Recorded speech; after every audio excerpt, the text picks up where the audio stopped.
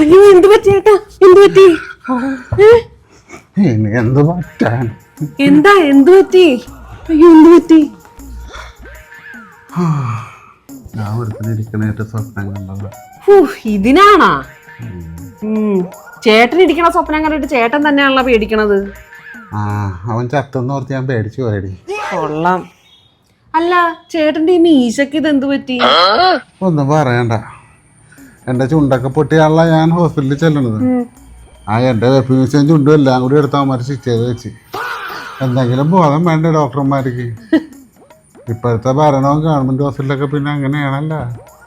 അത് ശരിയാ. ചേട്ടനിപ്പോ എങ്ങനെയുണ്ട്? ഇപ്പൊ കൊള്ളാം, നല്ല സുഖമുണ്ട്. വെള്ളം എടുത്തോണ്ട് പറ്റേ? ഒന്നും വേണ്ട, നീ ഇവിടെ കുറച്ചേരം ഇരുന്നാ മതി. പശു കൊച്ചമ്മേണെന്ന് തോന്നുന്നു.